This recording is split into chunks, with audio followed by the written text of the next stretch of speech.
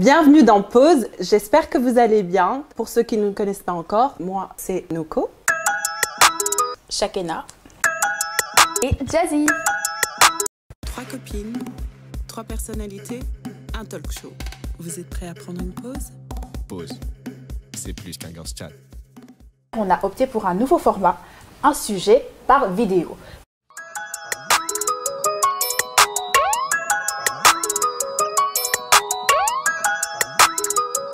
Je vais dire le thème, c'est tout simplement l'hôtel Cécile.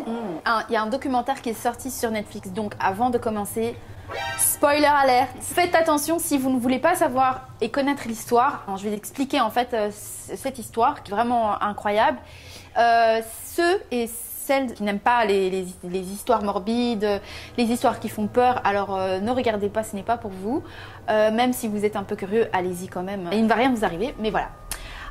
Moi, je suis vraiment désolée parce que je sais qu'il y a un technicien ici qui n'a pas vu, qui n'a pas vu la fin de, qui a commencé l'épisode. Voilà. Donc, il est dégoûté. Je suis désolée, mais on ne sait pas faire autrement. Donc voilà. Je vais devoir malheureusement, tu vas connaître l'histoire avec moi et je suis désolée. Je suis vraiment désolée. C'est jamais la même chose avec les images, les bruits. Désolée. Bon, alors. Est-ce que vous avez entendu parler de... Bah oui, en fait. Parce que je vous avais mis au courant. Oui.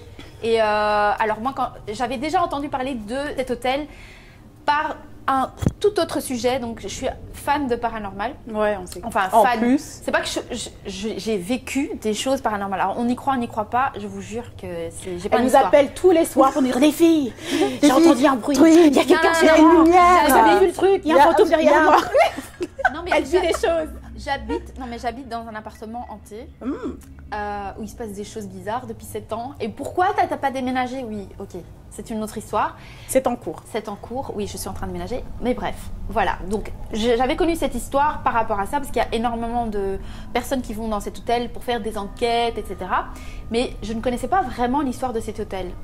Et là, en fait, avec ce documentaire, j'ai appris plein de choses et c'est en fait hyper flippant et effrayant. Alors, l'hôtel Cécile, donc c'est un hôtel qui a été construit dans les années, donc en fait en 1924, et qui était conçu pour les voyageurs d'affaires qui passaient par là. Et voilà, c'était un hôtel très classe, qui est super beau, magnifique, très grand. 800 chambres, je crois. 700 chambres. 700. Sur 15, 10, 16 étages, je ne sais plus. Enfin, en tout cas, il y a beaucoup d'étages. Ouais. Je crois que c'est 16 étages. Alors, dans les années 50, parce qu'il faut savoir, cet hôtel est situé à Los Angeles, à Downtown, dans un quartier qui s'appelle Skid Row. Il y avait énormément aussi de personnes qui étaient de passage pour tenter leur chance à Hollywood et donc qui avaient besoin parfois de rester un peu plus longtemps, 1 semaine, 2 semaines, 3 semaines. Et donc, en plus des hommes d'affaires qui restaient quelques jours, on avait aussi des personnes qui prenaient voilà, de longs séjours, plus ou moins. Cet hôtel a été racheté. Mais entre les années, donc à partir de l'ouverture de l'hôtel jusqu'à récemment, il y a eu toute une série de choses qui se sont passées. Alors, il y a eu des meurtres, il y a eu spécialement 2 serial killers, donc des tueurs en série qui ont habité. Parce que du coup, en fait, ce qui s'est passé, c'est que il y a carrément des champs qui sont devenus en fait, il y a des personnes qui habitent des résidents. Voilà, des résidents permanents. Ouais. Donc, c'est vraiment passé d'un hôtel de passage pour hommes d'affaires à résidence pour on va dire résidence. Mais c'est ça, en fait, c'est d'abord vraiment, c'était des gens hommes d'affaires classe. Ensuite, c'était on a besoin d'un peu plus, voilà, on va louer 1 semaine, 2 semaines, 3 semaines, donc les personnes qui restent plus longtemps. Et au fur et à mesure du temps, et aussi parce que le quartier a évolué et a changé. Et en fait, il y a énormément de sans-abri en fait tout autour de l'hôtel. C'est un quartier qui est très réputé très dangereux, mais vraiment très dangereux. Genre, en fait, c'est pas là où tu dois traîner. Et il y a aussi beaucoup de personnes de sans-abri, de junkies, enfin des gens qui se droguent, ils n'ont pas vraiment d'endroits où aller, qui ont logé. Mais ça, c'est vraiment par après, je vous expliquerai. Alors, c'est vrai que les chambres d'hôtel à la fin, je pense que c'était dans une histoire de $14, $17, enfin, c'est rien. Enfin, c'est rien du tout. La nuit. La nuit, oui, la nuit. Mais bon, quand c'était un hôtel UP avant, voilà. C'est clair que... Voilà. Il a été la résidence de 2 serial killers, dont un qui est très connu, qui a fait apparemment... il y a eu plein de documentaires sur ce serial killer qui s'appelle Richard Ramirez en 1985. Et alors... Jack, alors je peux pas dire le nom, Hunter Weger. Ça c'était en 1991. Donc voilà, il y a eu donc c'est deux serial killers. Alors c'est 2 serial killers et dont un en fait. Je vais donner cette information qui se trouve aussi dans le documentaire. Et quoi, eux, ils étaient résidents ou c'est quoi l'histoire? Ils habitaient, oui. Alors, par exemple, le premier dont j'ai cité, qui s'appelle Richard, habitait donc dans l'hôtel. Et en fait, il sortait faire ses crimes.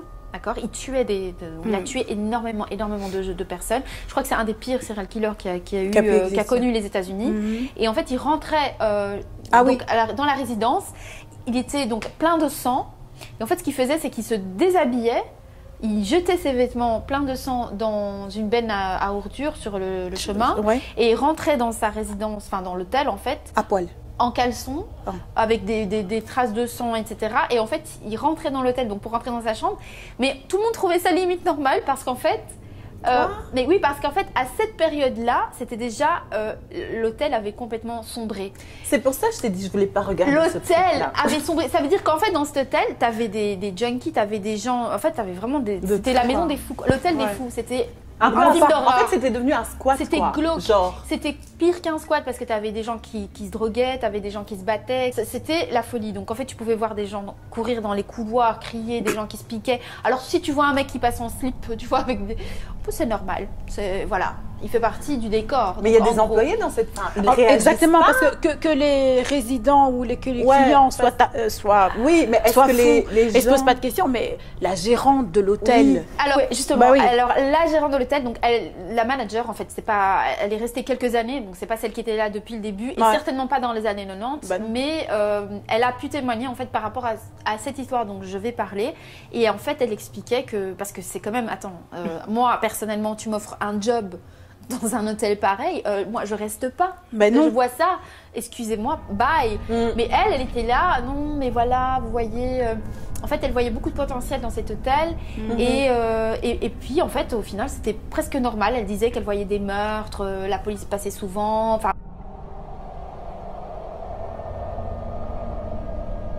C'est une routine pour les gens. Et puis, je suppose que c'est difficile aussi de trouver un emploi aux États-Unis. À cet endroit, dans ce quartier-là. Voilà, dans ce quartier-là. Donc, je pense que chacun... Elle a mordu sur sa chic.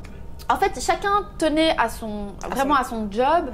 Et en même temps, c'est une routine. Enfin, une fois que tu commences à t'habituer, c'est limite une habitude. Enfin, tu ne vois plus, en fait, ce qui se passe. C'est ça. C'est devenu... C'est triste, mais c'est ça. Voilà. Et il y a eu également aussi beaucoup de suicides. Cet hôtel a vraiment connu tout ce qu'il y a de pire. C'est vraiment l'hôtel horrible. Et qui a même apparemment inspiré un film. Je n'ai pas le titre, mais on va sûrement le mettre en dessous. Et ce qui est horrible, en fait, c'est que il y a une histoire dans le film qui ne s'était pas encore passée. Et c'est l'histoire que je vais vous raconter. Et c'est incroyable, mais c'est exactement ce qui s'est passé avec cette jeune fille. Vas-y, raconte. La jeune je vois que tu serres ton mais coussin, oui, la jeune fille. Mais là, on va arrêter de rigoler parce que là, c'est sérieux, ok? Ok. Personne va me prendre au sérieux. On va pas rigoler, non, mais franchement, je sais que c'est pas un sujet drôle, mais pardon, en tout cas ceux qui le prennent vraiment sérieusement, mais c'est vraiment très triste.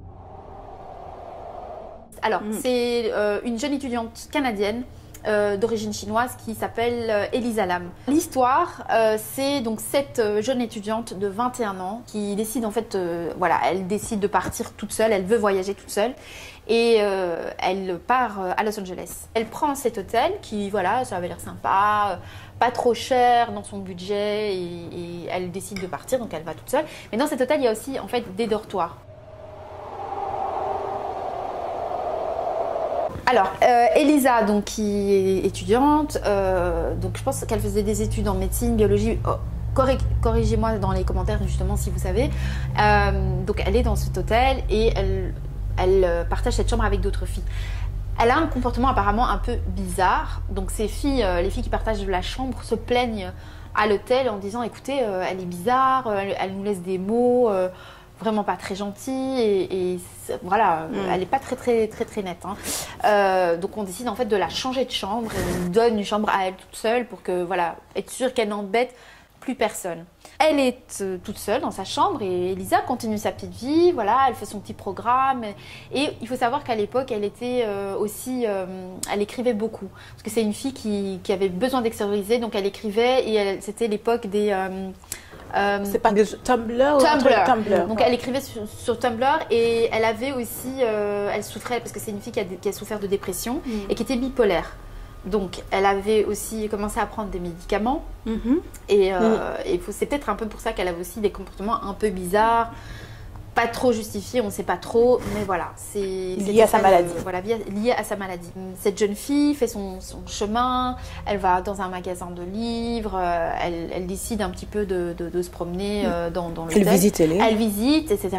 Et voilà, un jour, elle ne donne plus de nouvelles. Donc on ne sait plus du tout où est passée Elisa. Sa famille n'a plus de nouvelles. Il me semble qu'elle les appelait tout le temps, tous les jours, donc assez régulièrement. Et sa famille n'a plus de ses nouvelles, donc c'est assez bizarre. Donc très vite, il s'inquiète parce qu'elle a l'habitude de donner des nouvelles tous les jours. Voilà, elle disparaît. Plus de nouvelles d'Elisa. On commence à vraiment la chercher partout. Et en fait, on trouve une vidéo d'elle. En fait, c'est la dernière vidéo d'Elisa. Enfin, la dernière vidéo, c'est la seule en fait qui va vraiment peut-être nous indiquer. C'est une vidéo d'elle dans l'ascenseur et devant l'ascenseur où elle a un peu un comportement un peu bizarre. On a l'impression qu'elle parle à quelqu'un. On ne sait pas à qui. Elle a des gestes très bizarres et elle est en train d'appuyer sur toutes les touches de l'ascenseur. Et ensuite, elle sort et elle part parce qu'en fait, l'ascenseur reste bloqué. On ne sait pas trop ce qui se passe. On a l'impression que quelqu'un est dehors.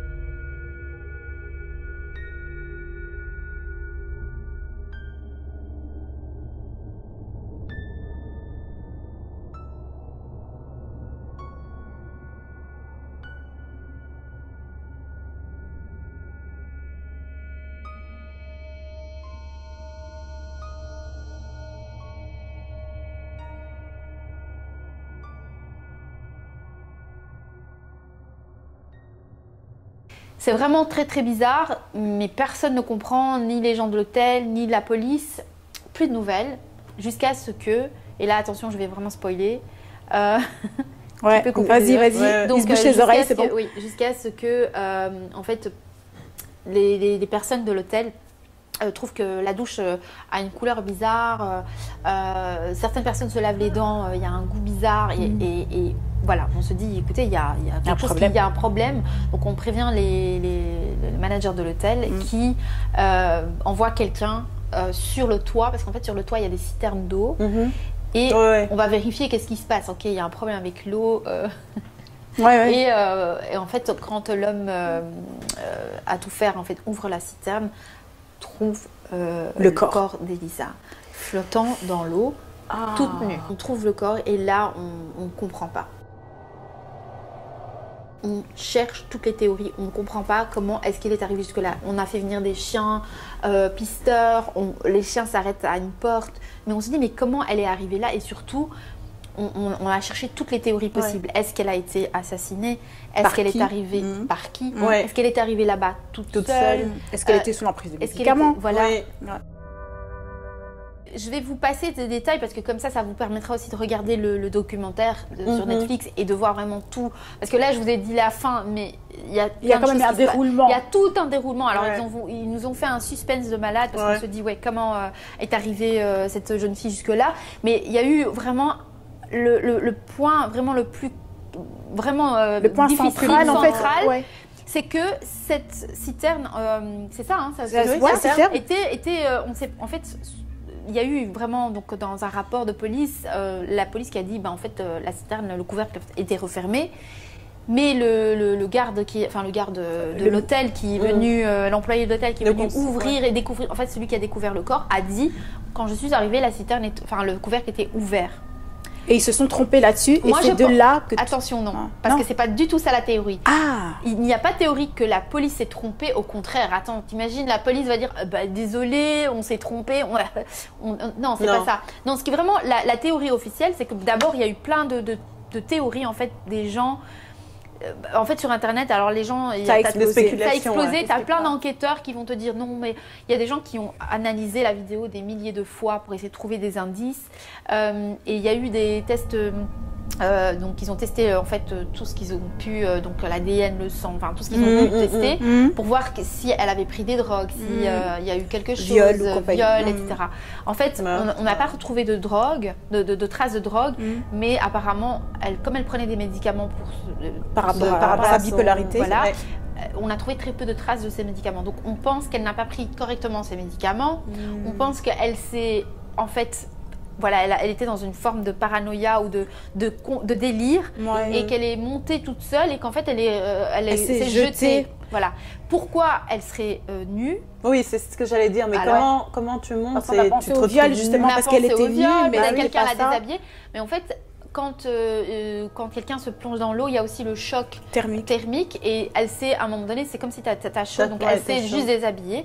Et le problème, c'est que la citerne en fait était trop haute, elle n'a plus réussi à remonter et à partir. Ça c'est la théorie de la police qui dit que voilà, c'est un accident, mais encore une fois, le problème, on dit que c'est un accident, d'ailleurs l'enquête elle a été clôturée comme ça, mais le problème c'est l'histoire du couvercle en fait, parce que le couvercle, la police dit que c'était fermé, le mec de l'employé dit que c'était ouvert.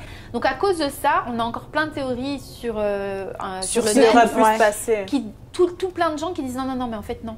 Quelqu'un l'a mis là, l'a tué. Et même des personnes qui disent que c'est un complot entre la police et les employés de l'hôtel qui ont fait en sorte de camoufler le meurtre. Pour que les gens puissent toujours venir. Non, en fait, c'est vraiment par rapport. Donc, tout ça est lié aux études que la fille était en train de faire par rapport alors, c'était par rapport à. Oui, la tuberculose. Je pense qu'ils avaient trouvé un remède. Il y avait quelque chose de. Alors, je ne vais pas partir en détail là-dessus parce que c'est compliqué. Je ne savais pas ça. Oui. Alors, c'est vraiment toute une théorie du complot. On dit que voilà, elle avait découvert quelque chose. On l'aurait fait disparaître. Qu'on l'aurait fait disparaître, qu'elle avait des informations. Et alors, ça part dans tous les sens. Mais en fait, voilà. Donc, c'est vrai que la fin, moi, personnellement, elle m'a déçue comme si c'était un film. Elle m'a un peu. C'est parce qu'en fait, je vous jure que les 2 premiers épisodes, j'ai pas dormi de la nuit. J'ai pas dormi la nuit, c'était horrible. Je dis mais c'est quoi ça? Je voyais cet hôtel, c'était un truc hanté quoi, hanté. Parce qu'en fait, ils passent tous les hypothèses en fait, tu vois.